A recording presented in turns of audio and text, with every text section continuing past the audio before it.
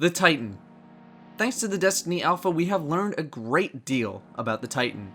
We know of two subclasses, although they've been through some name changes. Striker, formerly known as Striker Codex, is the first subclass, and the subclass that you will start the game with. Defender, formerly Defender Codex, is unlocked at level 15. Striker is the DPS subclass, turning the Titan into a powerhouse, while Defender is more of a support or tank-based subclass, with a super that grants a large shield to protect your allies. We'll be taking a deeper look into the Striker subclass along with some minor things regarding the Titan, so let's take a look. The Striker subclass is primarily focused on armor with a secondary focus in recovery. Striker's highest stat is armor, which can boost how much damage you can take before you die. It is also important to know that Striker does not grant any bonuses to any specific gun. It strictly focuses on your abilities. You can choose one upgrade per column. We're going to look at every skill starting with grenades. The three grenades available to you are Flashbang Grenade, Pulse Grenade, and Lightning Grenade. Flashbang throws a grenade which will deal arc damage and then blind enemies for a short time. Pulse Grenade explodes and then pulses for arc damage every second or so. Lightning Grenade sticks to surfaces and deals arc damage periodically. The vertical movement skill is Lift, which is a jetpack. To activate, jump, then jump again while in the air. To ascend, tap jump quickly after your first jump.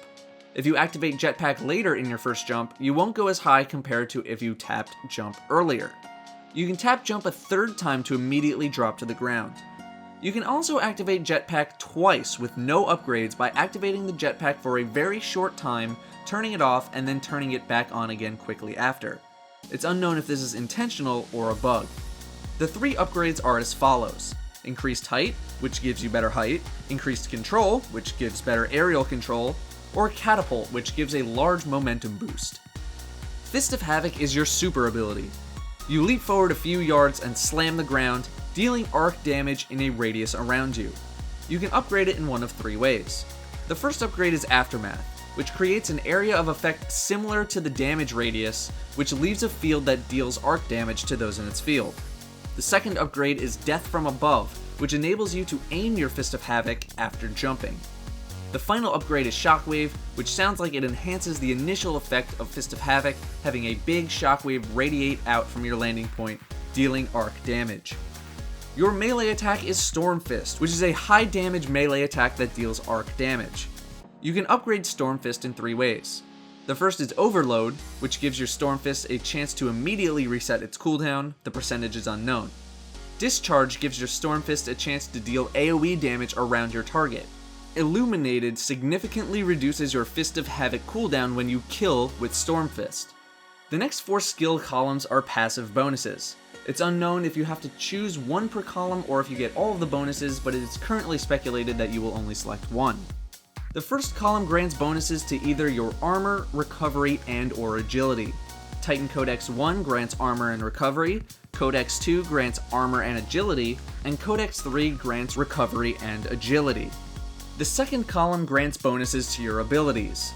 You can choose from Headstrong, which increases the range of Fist of Havok if you use it while sprinting, Aftermath, which increases the duration of pulse and shock grenades, and the Aftermath bonus of Fist of Havok if you have it equipped, and Transfusion, which grants immediate health restoration after using Storm Fist. The third column grants additional bonuses to your armor, recovery, and or agility. Titan Codex 4 boosts all stats a little bit, Codex 5 significantly boosts recovery, and Codex 6 significantly boosts agility. The final column is another passive bonus to your abilities. Unstoppable grants extra armor when using Fist of Havok, Shoulder Charge enables you to do a rushing shoulder attack by hitting melee while sprinting, and Juggernaut will give you a shield after sprinting for a short time. Finally, you can lock in your subclass for an additional boost to armor, but you are not allowed to make any further changes. When you lock in, you'll be granted another Striker subclass, which will level up slightly faster than the first time. The DPS Titan excels at area of effect damage with Fist of Havok and supporting teammates in danger. One of my suggested builds is the Support Damage Titan. Aftermath Fist of Havok is an excellent way to clear enemies on top of your teammates and to keep other enemies from entering the affected area. Lobbing a flashbang grenade towards a pack of enemies can enable your teammates to get away safely. Illuminated Storm Fist lets you abuse Fist of Havok even more, and Transfusion makes sure you don't die while you melee. Titan Codex 1 and 4 keeps your armor high and your recovery decent, and Juggernaut keeps you protected while you run from place to place, since you're likely on the front lines. The Titan's class armor is the Mark. The starting marks are not that fancy, but they do get much cooler as you progress through the game and get rarer ones. Dismantling green quality or better Titan armor will grant you playsteel plating, which is used for upgrading your armor later on in the game. That is all I have for you guys on the Titan's Striker class. We'll hopefully find out more about the Defender subclass soon.